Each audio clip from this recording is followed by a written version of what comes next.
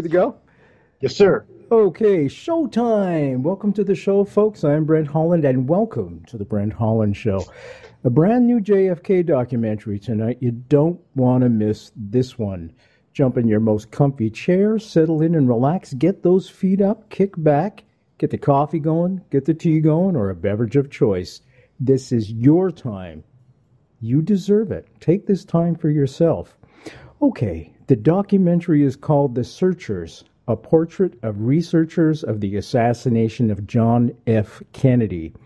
Now, 14 years in the making, the film uses never-before-seen interviews, archival footage, and recently declassified documents to chronicle the past and present of these ordinary citizens and their contributions to revealing the truth about the crime of the 20th century, the assassination of President John F. Kennedy. As my friend Robert Groden says, the senior researcher for Oliver Stone's cinematic masterpiece film, JFK, it may be too late for justice, but it's never too late for the truth. The director, producer, and editor of The Searchers, and our guest tonight, is Randolph Benson. Randolph Benson's work has won, an Academy Award for Best Student Documentary. Benson received the Eastman Kodak Excellence in Filmmaking Award at the Cannes Film Festival. He has been an instructor of film and video at the Center for Documentary Studies at Duke University for over a decade. It's my great pleasure to welcome Randy to the show just as he takes a drink of water. Is that It's great. Or what? I'm sorry, I've never been good with timing. It's great to be here with you. It's wonderful to have you, my friend. Thanks for joining us. Okay, Randy, you've got this wonderful documentary. Can you tell us all the great researchers that are included in this documentary? You've got some classics here. Oh, yeah.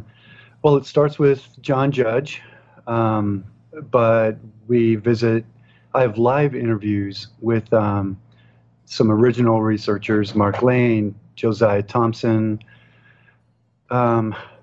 We go to Gary Aguilar, Rex Bradford at Mary Farrell Foundation. Gosh, I need to look at a list. Okay. There's Deborah Conway, John Kellen, Yeah. Rex Bradford, as you just said, Lisa Pease, Walt Brown, Jim DiEugenio, Jim Mars, Josiah Thompson, Robert Groden, of course, Cyril Wecht, folks, Dr. Cyril Wecht. Maybe we could start off, Mark was a dear friend of mine. He actually wrote the foreword for my book, and he'd been on the show many, many times. Mark has left us, folks. He passed away a couple of years ago. Maybe we could start off with a synopsis of Mark. I have to tell you, folks, I watched the video, the documentary, and I highly recommend it. There's a wonderful scene in it where Mark is, he's at his bookshelf, folks, and the complete 26 volumes of the Warren Commission report are on the bookshelf. And he pulls a book out that is significantly different in color, appearance, and says, this is a book that belongs right alongside the Warren Commission books. Now, the viewer, I would expect, is expecting something deep, profound, some kind of research book, perhaps one of Mark's very own.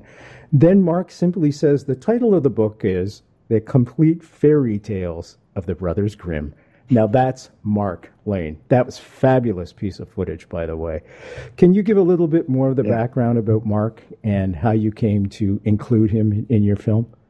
Well, as you know, and most, if not all of your listeners know, he's a titan of not only the JFK research community, but of the American judicial system. You said in my film that he's been practicing law a quarter of the life of the American judicial system. And I have to tell you that one of my major regrets, one of my major professional regrets, is not finishing the film in time for him to see it.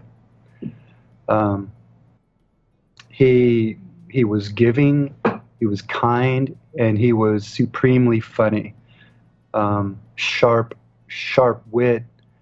And, for someone who's most likely the busiest person you've ever met, he gave his time very freely. And again, just so kind. I spent a day with him in his house in Charlottesville. and it was just it was a wonderful day. And some interviews are every interview is different. Some are, it's very difficult to get someone to speak, but Mark Lane was one of those interviewees that I would just ask him a very basic question, and he would expound poetically for the next hour, and hitting all the topics that I wanted to touch on. I think he enjoyed speaking about himself. I think he liked being asked about himself, and how he got his start, why he even bothered with what, from the very beginning, he said he just faced barrier after barrier, and he was already a successful lawyer in New York and a New York legislator. His career was on the rise, and he chose to take a slight detour for the next 53 years of his life. And what a detour, folks. I should tell you also, Mark was JFK's New York City campaign manager. He also was nominated and won the Democratic seat in New York. Also, he's done all kinds of amazing things. He was the lawyer for the American Indian Movement at Wounded Knee, 1972. He was in Jonestown the night of the Kool-Aid Massacre. There's a bit of an ironic story there, actually, that Mark told me. He said, Brent, I was down there. I'm not going to give you the whole story. I escaped into the bush, and when Mark's father found out, by a neighbor, said, Mark's probably dead. He went down there with the senator and everything, and everybody's dead. He said, no, Mark can talk his way out of it. And he could. Mark had the gift of being able to succinctly put forward his thoughts.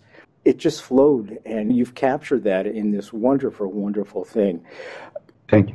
His first work, maybe we can talk about that, because that was a seminal work. This, for a lot of people, really brought to light, and that's what this documentary does, folks. It goes back to the people who were there on the ground days after the assassination, if not right after the assassination, the ones who brought this forward. Now, this is, I've got to remind people, too, this is pre-computer age. There's no email, there's no texting.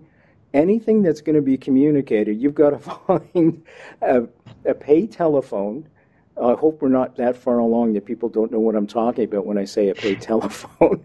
No faxes, way before fax, and snail mail.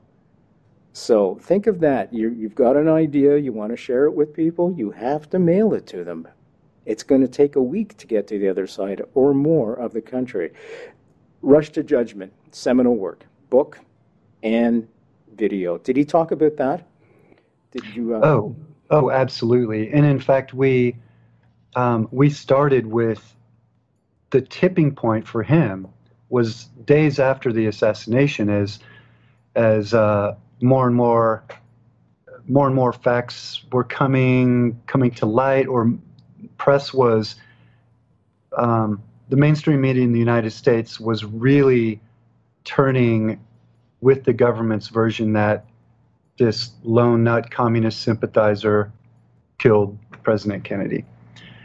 And him being the jurist, he just didn't think that was right. And so he wrote the lawyer's, the very first seminal work in the research community, a lawyer's brief about, in the defense of Lee Harvey Oswald in the case of the Kennedy assassination. And it was in the national, I'll remember it as soon as... It was kind of a socialist magazine. I'm trying to think of it too, the Nationalist or something like that. It was along those lines. It was a lawyer's brief, and the New York Times picked it up. And when they picked it up, that was a catalyzing event that finally these lone critics out in the wilderness, finally they realized that there were other people just like them out there.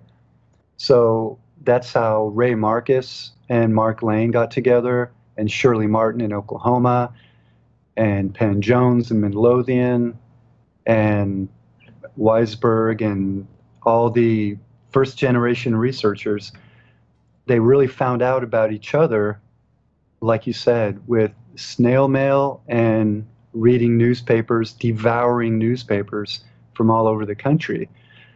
And then Mark, of course, got deeper into the case. The Marguerite Oswald hired him to represent Lee Harvey Oswald in front of the Warren Commission, and then all of that, his research with that led to writing the book Rush to Judgment. And in fact, in film school, when I was in film school, I had to, we watched works of Emile D'Antonio, who directed Rush to Judgment, but of course they never showed us Rush to Judgment. So years later, when I was researching this movie, whether I had a movie or not, I came across the film Rush to Judgment by one of my favorite directors, Emile D'Antonio, and little did I know that my two worlds kind of came together right there. The documentary, folks, and our guest tonight, Randy Benson's our guest. The documentary, The Searchers, a portrait of researchers of the assassination of John F. Kennedy. Now, you've got all these wonderful names in it, and we're going to get to many of them tonight, folks. But I wanted to ask you a question. You mentioned Harold Weisberg left us as well. Was there any researchers of that ilk that you regret not being able to include? Was there somebody that you really wanted to include and you were unable to? Well, there were so many people. The community is far-reaching, and even there are many lesser-known names out there who have made huge contributions. But yes, absolutely, there are the contemporary authors that I would love to have included: Joe McBride, Dave Talbot, Bill Pepper. Yourself, your work with Night Fright. That'll be part two. Yes. Part two is always better than the one. And, the work that Lanosonic does is just top notch. And, but making a documentary like this, I was working with 13 interviews as it stood. And I teach at the Center for Documentary Studies at Duke, and I have I'm surrounded by a lot of professionals and colleagues who will not hesitate to give you difficult feedback, difficult but necessary feedback. And they said, and I agree with them, that I just had too many talking heads as it was. I just couldn't add any more people. And so what I tried to do was just create a document to let people know, people outside of the community realize that there was a whole world of people working to find out the truth behind the assassination of their president. And so it's not necessarily about any one person, it's about the community. And that everything we know, virtually everything we know about the Kennedy assassination has been uncovered by your average citizen on the street. Just ordinary people who were fed up and they weren't getting the truth, and they decided to start digging it up themselves. Why? Was there a common thread uniting them all? Was there something specific that united them all? Yeah, outwardly they would all say justice. It just wasn't right. And they were angry and wanted to pursue finding out the truth. The truth is important. And they always went back to the truth. No matter what it is, we can handle it. But as a filmmaker and as a storyteller, getting to meet all of these people and all the people over the last 14 years that I've met at conferences and that I've spoken to on the phone and gotten to hang out with, the unifying trait to me is that they all have hope. And that was one of what I found most ironic about this whole film. I thought it would just be a very, once I got in this project, I thought it would just be so depressing and so heavy. And what I found was that by meeting all these people and seeing the work they do for over a half a century, that they have such hope and belief in the world and in their fellow humans. And the very fact that an ordinary person can work and find a kernel or a nugget of truth, and working together, they can put it together, put each little piece of the puzzle together, everyone working together to really find the truth. And to me, that's one of the most heartening, uplifting stories that I've had the honor to be part of. It's a remarkable thing that the researchers have done. Did you find in all cases it transcended personal monetary gain? I get these comments on YouTube, and I'm sure I'm going to get some on this show as well. Essentially, it goes like this: oh, he's full of beans. All he's doing is trying to sell his book and make money. Now, in my own case, I have my own book, folks. I make $2. Are you ready for this? $2 a book, okay? I'm not kidding. That's it. Okay, that's a lot of books I've got to sell before I order my Mercedes. Okay, so we don't do this for the money. In all cases, every single researcher I've talked to, and I'm sure you can confirm this, do not do it for the monetary gain. They do it for other reasons, as just explained. Can we talk a little bit about Robert Groden? In the documentary, he talks about 3 milestone events. And I was wondering if we could start off with the first one he mentions, which is Jim Garrison. That seems to be a big one. Oh, yeah. The Garrison investigation was, not only was it the first peak, a lot of my researchers talked about the peaks and valleys of the case over the years. And the first peak was the Garrison investigation. And you've talked about it on your show, and I loved your interview with John Barber, the director of a terrific recent film, who was good friends with Jim Garrison, so I can only attempt to tell that story. But that was an event that brought all of the researchers out there. That was a catalyzing event that brought researchers from all over the country together. Finally, someone in elected office, someone with the power to actually use the machinations of justice to search out the truth and bring to justice the perpetrators of the crime. Finally, they had someone. And so if I'm not mistaken, the DA's office in New Orleans became almost a clearinghouse for all these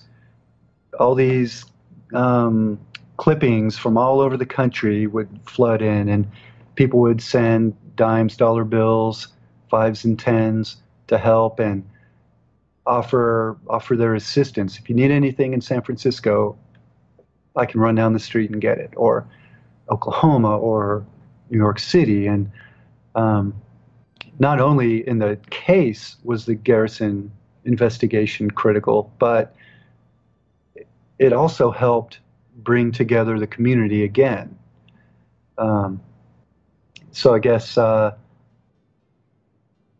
it also validated what all these disparate voices in the wilderness had been working on. Finally, they saw the case being made to the public, being made in court. Yeah, they weren't being ostracized anymore. They were being taken serious. And Jim Garrison with a trial, I mean, the press was all over it. It was the first trial and only trial, folks, that was ever brought against someone for the murder of John F. Kennedy. Now, back to Robert Groden is included in the 3 milestone events. The next one was Geraldo Rivera's JFK Goodnight America, which took place, I think it was on March 6th, 1975. And it was the first time that the Zapruder film, that very famous film that everybody's seen over and over and over again, either on the internet or in the movie JFK, Back and to the Left is the best way to describe it. Costner describes that in JFK. He was the first one to bring that to mainstream. And this was unprecedented. Could we talk a little bit about that? And you brought that forward very, very succinctly and very profoundly in the documentary. Oh, thanks. It's a very profound event. It was Bob Groden and Dick Gregory, and this is when Geraldo Rivera was kind of like the bad kid in the mainstream media neighborhood, and he took a chance, and he told ABC that he was going to show it, and they said, "No, you're not. We're going to get sued." And Geraldo, then he was a newbie. He hadn't made himself yet, but he signed a liability release, releasing ABC and accepting all liability from showing that film onto himself. He assumed that risk. So he deserves a lot of credit. And Bob Groden brought it on and narrated it. And it was, like you said, it was the very first time that the American public had seen the assassination of the president. And actually, in a lot of my screenings, one of the most surprising things to me is that for many people in my screenings, that was the first time that a lot of those people had seen it too, at that moment in my film. And it's you're doing good work, my friend. Congratulations. Yeah. That's essential for this generation, because YouTube right now is not monetizing or bothering to support alternative views of anything. The only thing they're going to monetize these days, folks, are cat videos, makeup videos, and gaming videos, which is fine. But unfortunately, 95% of millennials don't read magazines. They don't read newspapers. They don't read, period. They don't watch network news. So all their information, 95%, comes from where? YouTube. So in a generation's time, when those people have to come along and make decisions and problem solve, they'll be able to tell you what color rouge you should be wearing. That's where we're headed. Now, this is new in the American mosaic. We've never had that before. There's always been competition on networks and always other sources to get your information from. Not anymore. That has changed. It needs to change because it's 1984, folks. Sorry, that's my little shot at YouTube for the night. That's my rant. No, rant away. You're preaching to the choir. What you're doing is essential. You're educating the public to alternative ideas, but not only alternative ideas, but the truth. And you're educating them to the history, their own history. And without that, there would be nobody picking up the banner and walking forward, and you've probably inspired people to do that already. The documentary, folks, we're talking about tonight, The Searchers, a portrait of researchers of the assassination of John F. Kennedy. Our guest and its director, producer, and editor tonight, Randy Benson. Randy, what were some of the challenges that you faced in order to bring this to light?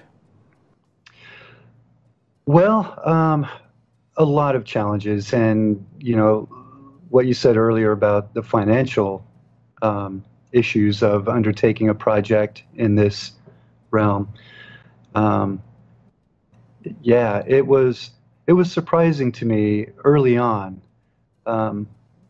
So my student film won an Academy Award, and I say that not to toot my own horn, but to say that generally in the film world, if you've created a piece of work that other people have found value in, then typically the same people, the same distributor that bought that film would be interested in your next film.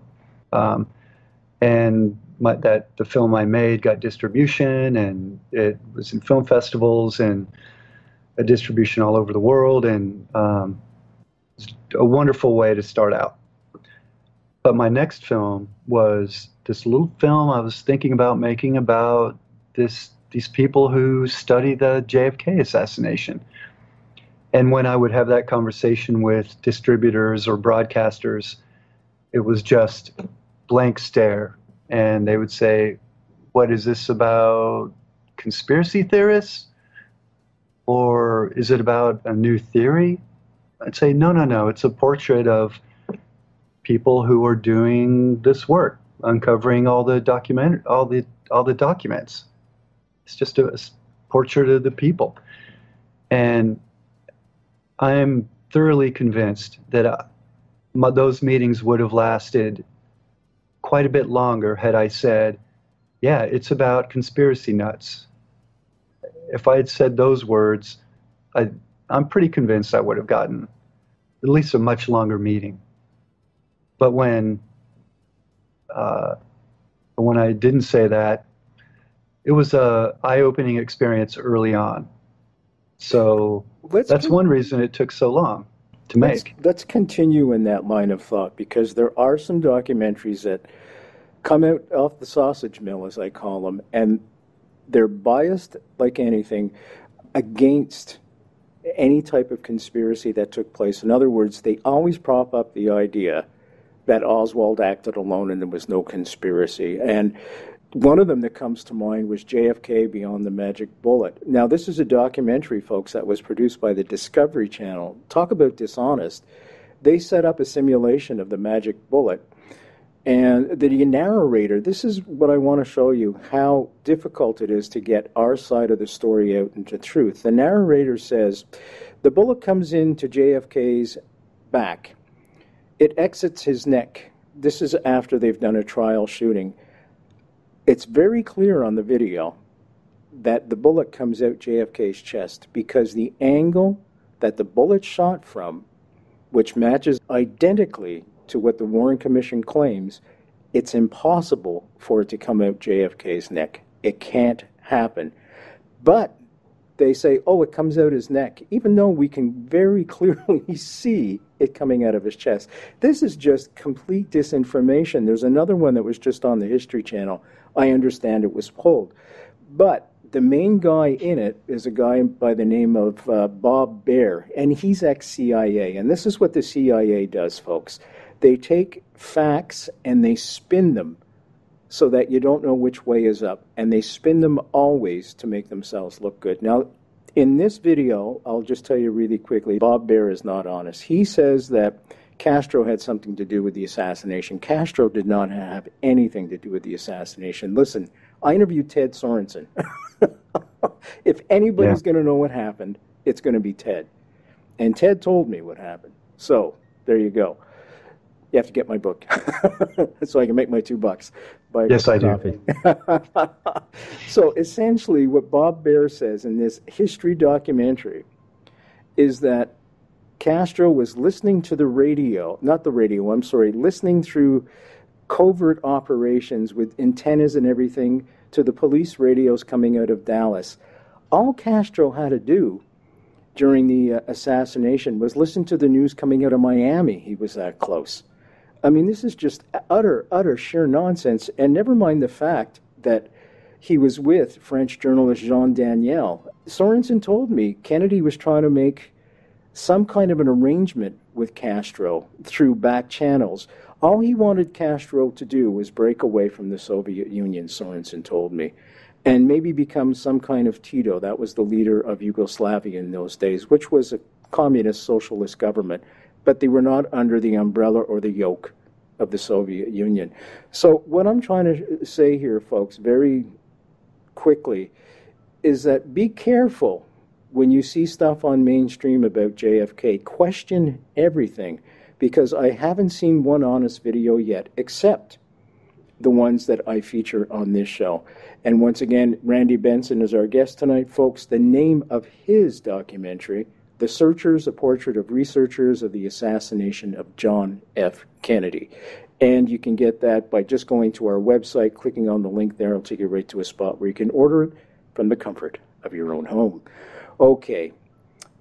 I would be amiss if we didn't bring up Deborah Conway, publisher of my book, by the way, JFK Lancer. She puts on a magnificent conference every year in Dallas, Texas, right around the time of the anniversary of the assassination, usually the 21st, 22nd, 23rd of November, and she brings in all these great people. Can we talk a little bit about why you sought out Deborah for this particular video? It was nice to see because very often she's omitted from things like this. Oh, yeah. I think, well, for me, she was my entry point into the assassination research world. I had this idea in the year 2000, and I was, researching and doing as much reading as I could and devouring videos and going to the library. And the summer of 2001, I was online researching. I don't know if you remember, but there wasn't a whole lot of online researching going on before 2000, just little bits. But early on, Lancer had a very strong online presence, and they did a great job. Deborah did a great job at getting a web presence and making it accessible to everyone in the world, but especially young people who were growing up with the net. And there it was, and I saw that there was actually a conference. I had no idea. So right there in August of 2001, I bought tickets to Dallas and bought tickets to the conference. And I didn't take my camera gear. I didn't take anything. I just took a pen and my ears so I could listen. I just kept, I tell my students, the best thing you can do is to shut up and listen. So that's what I did. And met people, and that's where I met Peggy Davidson, a researcher in Dallas, a friend of Robert Groden's, who told me that the Coalition on Political Assassinations was having a conference across town. So it was that weekend that I got to meet, or I was introduced to a wide range of the research community. But, for me, going to the Lancer conference was the perfect entry point into the community, because it was, people were really friendly, and there were a lot of first-timers, a lot of rookies like me, and we weren't made to feel like we didn't have anything to offer. And there were so many people who would just, how many times have they given their opinions on the single bullet? But they would, for a rookie like me, they would do it yet again with all the enthusiasm and support that they could.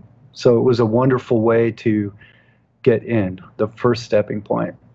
And the work that Deborah does is top notch for the community is great. Top notch. And folks, I got to tell you, if Deborah Conway was a Canadian, without a doubt, she would have had an Order of Canada medal by now. You notice the way I said doubt? Don't make me get my hockey stick. A hockey game will break out. No, what was that? I thought she was from Louisiana. Oh, she's French Canadian. Yeah, peut-être, maybe. She's wonderful, absolutely wonderful. The JFK Assassination, the definitive book by Brent, Holland. From inside the Oval Office to Dealey Plaza, first-person witness accounts. Order yours right now. www.nightfrightshow.com. In your magnificent documentary, you captured a wonderful scene that I think defines her, and she's talking about inclusion of every single researcher and, most importantly, the audience, because she was comparing to what she puts on at Lancer, which is all-inclusive, as opposed to another conference she had attended where people were literally shut outside.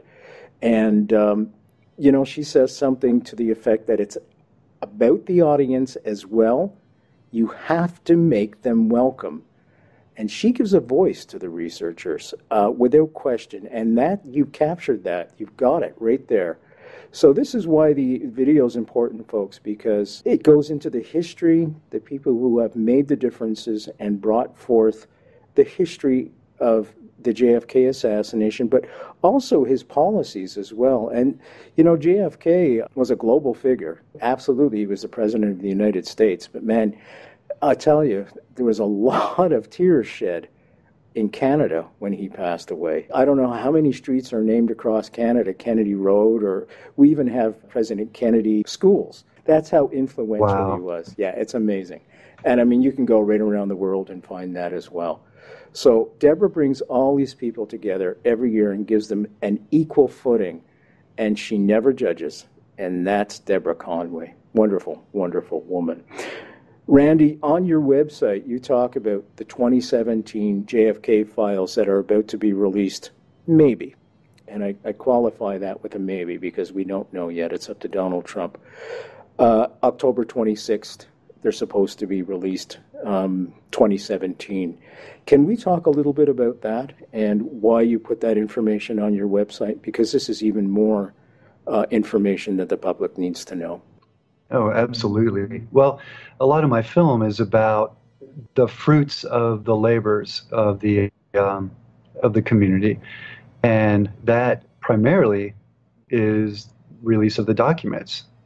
And it's because of the researchers that the JFK Records Act was passed in '92, and it wrapped up in '97. I believe, and all records pertaining to the JFK Records Act have to be the full release, unredacted, no later than October 26th of 2017. So, in fact, the release has actually started. A week before last, that's when the first 4,400 pages of documents and have been released. And already, I think they were released at midnight, and hundreds of researchers, thousands probably, were ready to download from the National Archives as soon as those links became hot. And so by October 26th, they all have to be released. With the one caveat, though, is that only by executive order can release be stopped. And so the research community is split on what Trump might do. The release has started, but there are an estimated 50,000 plus documents out there still. So, and you can bet that the juiciest documents will be the last ones to be released, 11:59 on the 25th. But if they get released, we'll see. What's your opinion on that? Do you think they're going to find a smoking gun in there that we don't know about? Well, researcher Rex Bradford mentioned that in my film, that there are no smoking guns in the documents. That's not the way it works. But I like describing it to the truth of the JFK assassination is like an astronomer looking at a black hole. We can't necessarily see it, but we see how everything around it is affected, and that's how they can map out very precisely what a black hole is, its properties, its density, its vastness. And so there's not a document that says this is how we did it and why and who was involved. But, for instance, years ago, that the CIA document that's in my film, 1035-960, was released. That in that document, it's written from the Psychological Operations Unit at CIA to all station chiefs around the world. and it's called How to Countering Criticism of the Warren Report. And it has a step-by-step list on how to counter critics of the Warren Commission, and call them communists, call them financially motivated, what we were talking about before, use your elite contacts in the media. And for me, the most damning of them all is call them conspiracy theorists. Now, that's the very first joining of those two words in the English language. It didn't exist as a phrase before that document. And so while that's not a smoking gun, that gives us so much information, not only about how the CIA was going after critics, but also how they work, and that's how they think. And so I think there may be smoking gun documents. There may be, if we ever get Oswald's tax records, I think they might be as damning as a president's tax records might be. Yeah, I don't think there is a smoking gun document, but there are plenty of documents that have already been released that have shown us beyond a reasonable doubt that the Warren Commission was wrong. It was incorrect. It was a flawed investigation. If there were any people of good intent on investigating, they never had a chance to do good work. And it was co-opted by the CIA and the FBI. And that's in best case scenario. So I think there will be a lot of revelations. Another document that's been released, and these are all because of the researchers, was the Operation Northwoods document, which has been called the most horrific plan ever devised by the U.S. military. And it was a plan that was signed by Lyman Lemitzer and given to Kennedy to help create public sentiment to support an invasion of Cuba. And the plan outlined ways of doing that, which involved the downing of civilian aircraft, organizing fake terror events, having riots on the streets of American cities, and providing casualty lists of Americans to the media, fake casualty lists, all to engender support for an invasion of Cuba. And Kennedy was furious when he received it and threw it back in their face and said, "Get out of here with that kind of." Sorensen told me about that event too. Kennedy was livid, folks. He was absolutely livid because he'd just been presented with this list, as Randy just listed off, of events, false flag events. They also wanted to have a false flag attack on Guantanamo. And we're going to literally dress up American soldiers in Cuban fatigues and have them attack Guantanamo base as a pretext to invade Castro. Kennedy was absolutely livid. He said, if we invade Cuba, it's going to lead to nuclear war. That's why he didn't supply, quote unquote, the air support. He was never supposed to in the Bay of Pigs. But I'm getting off track. But just to pull it back a bit, he told Sorensen, he said, they're all crazy over there at the Pentagon. They're crazy. He said, we've got to get this under control. We've got to do something. So you're absolutely right. And that's another part of this great documentary, folks. You're going to learn all this stuff that you may not have known before. And it's right there, and it's put together with all the people that brought this forward.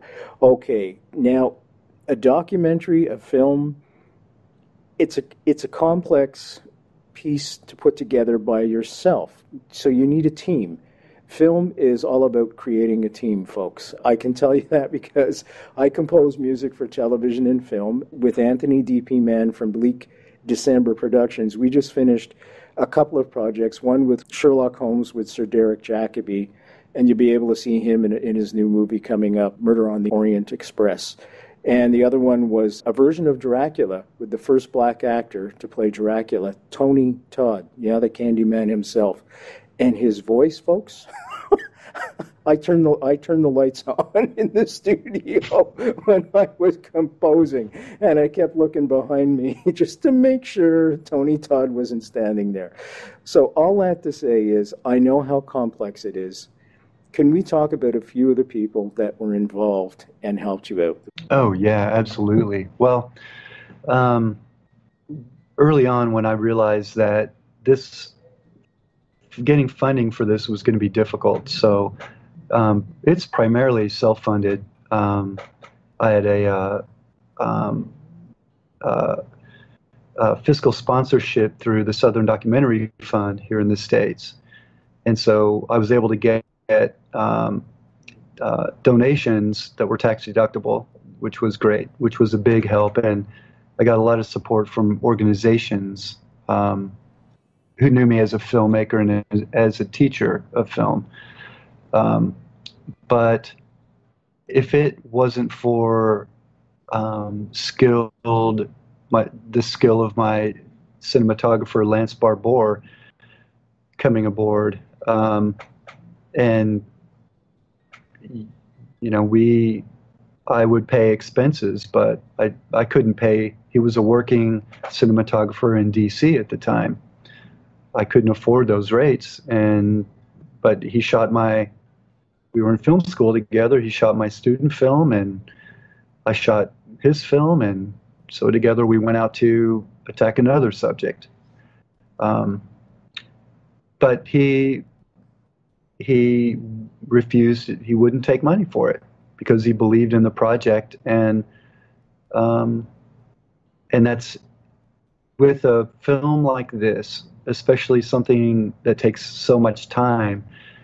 It was, Lance coming aboard, and the producer John Schoenfeld, another friend from film school who had been a producer in LA for a long time and decided to come back to North Carolina to raise a family. And he came aboard, and like 3.5 or 4 years ago, and him coming aboard is what really helped me be able to finish. Because as you know, a huge project like this, you can do the heavy lifting, but it's organizing and getting all the releases and you just can't do it alone. And he came aboard and gave me structure so I could do that crazy creative stuff, and I'd know that all the details in other areas of finishing a film were being taken care of. Did John and Lance know anything about the case before they got into it and started shooting and producing? And nothing. What were their surprises? Well, Lance, he was shooting those interviews for me. So, when we'd be on a flight, going to Pittsburgh, I'd tell him, this is who we're going to interview, and this is who he is. And I'd print some stuff up for him and just try and tell him. And he'd saying, wait, he's the most respected forensic pathologist in the world? I'm like, literally in the world. He's the expert. He's the expert. And then Cyril just Wecht, by listening. the way, folks, we're talking about right now, also in the documentary. Yes. Sorry to interrupt. And it would just be too much. It became a joke with Lance. We'd be going to an interview, and I'd just be too tired to try and explain who this person is. And so he would literally be listening to the interview, learning this at the same moment he was shooting it. So it's really funny when you watch the film. Lance was hearing that for the very first time, the information. And so he wasn't, Lance isn't necessarily a political person, but he was shocked and saddened that he hadn't known that. I guess he felt the way I felt in the 90s after JFK, when I realized I didn't know anything, that what I thought I knew about the Kennedy assassination, and consequently about important parts of our history, I was incorrect or just completely ignorant. And I think he felt that way too, and you get mad at some point. And I think he felt that way too. You know, this is an ideal documentary, I feel, because it's historical, and it also tells the story of the narrative, if you will, of the John Kennedy assassination. You've done that meticulously well. You tell the narrative through the various researchers and what they've come up with, and then it all just lays out completely in a great story. Now, to me, this documentary is ideal for public libraries, university libraries, public school libraries. Have you had any results from mainstream, if you will? I'm not talking about mainstream media, because I'm sure they bolt from this, but have you had any success with perhaps libraries as a way to distribute this information? Well, actually, yes. The film has been going to some festivals, mainstream film festivals, and the Tiburon, it premiered at the Tiburon International Film Festival outside of San Francisco, and it won the Orson Welles Award for excellence in filmmaking, which for a film in our genre is, I think, very important. And I think it's when you simply tell a human story, it's not easily dismissed, and so I think the vehicle telling the JFK story through the researchers makes the issues that behind the assassination easier to digest for a lot of people. But it was at Orlando Film Festival, and the International Free Thought Film Festival in Orlando, and there was a history professor there from a local major university who approached me afterwards and said, and for someone like me, this is one of the greatest pats on the back one could receive. He said, "You forever changed the way I will teach my class." And for a mainstream tenured professor to say that, and to tell me I didn't know some of those things. I didn't know. You're inspiring people. You see what you're doing, eh?